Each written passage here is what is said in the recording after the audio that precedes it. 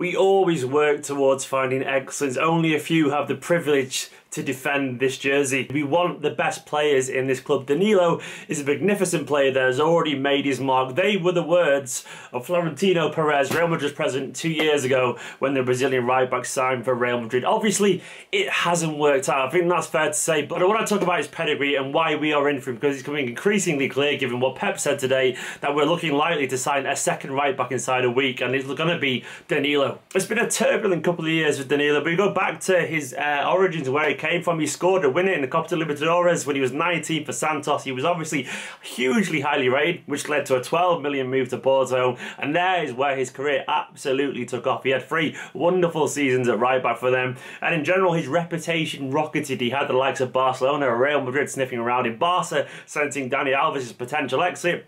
They were apparently linked to him quite a lot, but he went to Real Madrid. I think that's probably fair to say is where his career actually stalled. It didn't go well for him. He did join during Rafa Benitez's reign, which is incredibly turbulent. It was a very crap 7 months of Benitez, if we're putting it honest, and he left obviously then. And Danilo was one of the scapegoats, like Bale was previously, when he wasn't going well, and most fans of most teams do this. They look for someone to blame, and he became the scapegoat there. Yes, he had some poor performances. He had some good ones too, but there's one particular moment when they lost 4-0 to Barcelona. He had a bad game, and he became the man that got all the brunt of the criticism. He was jeered by his own fans, which led to Carvajal even coming out and defending him.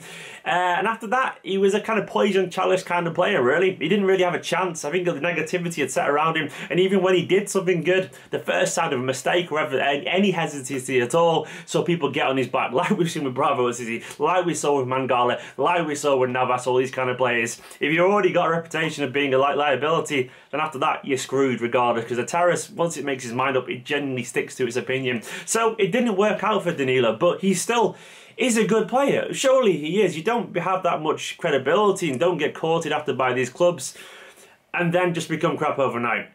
Sometimes a club doesn't suit a player, sometimes they need a fresh start, and hopefully this is where his fresh start will be at Manchester City. Obviously this is a huge scoop for City, given the fact that Conte really wanted him and he's gone to Man City instead. Well, it hasn't happened yet, but it looks incredibly likely that's going to happen.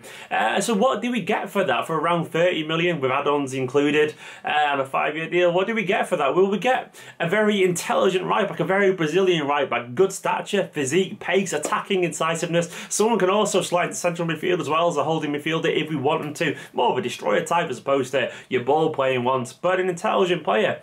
And we get someone who's got age on his side, he's got legs on his side, he's got the attacking instincts that a Guardiola player requires, someone to challenge Kyle Walker. And I think finally we go from someone like Zabaleta and Sanya, 2 very plastic fullbacks, to Danilo and Walker. It is a beautiful transformation, and it will give us that attacking incisiveness that we'd lost or didn't have at all last season. Yes, it hasn't been a perfect 2 years, and it could flop magnificently. It could be awful, and I wouldn't bet against that, I'm being honest, but he is a good player. He does have pedigree, and if there's a man who can get the best out of fullbacks, it usually is Pep Guardiola. I think the likes of Lahm, Alba, even Abidal at one point, all these people will attest to Pep's ability to get the best out of attacking fullback, and Danilo might be looking at him thinking, I wish I'd gone to Barcelona instead. I know Pep wasn't there then, but he's probably thinking, I wish I had instead of Real Madrid. And now he's kind of got the man who gave Barcelona that philosophy. Maybe when he comes to City, if it happens, he'll get the chance to resurrect his career. Anyway guys, what do you make of this potential transfer? I think it's a good one. What does it mean for Maffeo?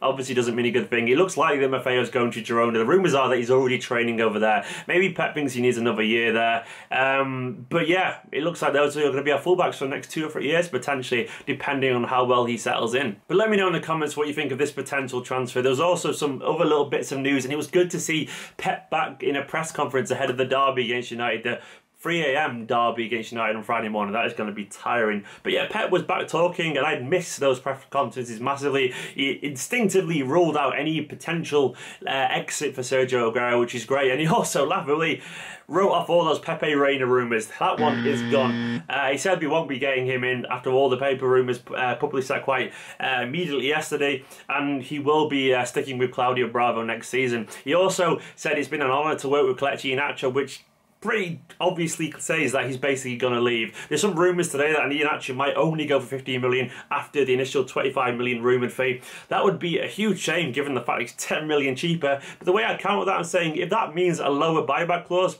it could be alright in general, but we'll see on that one. It's obvious that he's going to be leaving though, let's be honest. Pep also confirmed that we're in for 3 or 4 new signings potentially to add to the likes of Ederson, Walker, Bernardo Silva, and so on. And he said they're all very young players that could be around for 3 or 4 years and build the future of Manchester City, which is good news. I'm going to presume Mendy's one of them. He said he refused to talk about Mendy because he's a Monaco player, which basically says, yeah, we're in for him, but we can't talk about it because we want to be polite. He also refused to talk about Sanchez, saying, yeah, we're in for him, but I want to be polite. That usual stuff you get from a manager when they don't want to admit they're in for a player. We're obviously very much in for them. Who the 4th player potentially could be? It could be Bertrand. It could be someone like that. Let me know in the comments who you think it's going to be. So, Danilo, it looks like likely to be a Manchester City player. Someone's going to tell me I pronounced that wrong, aren't they? I already know it.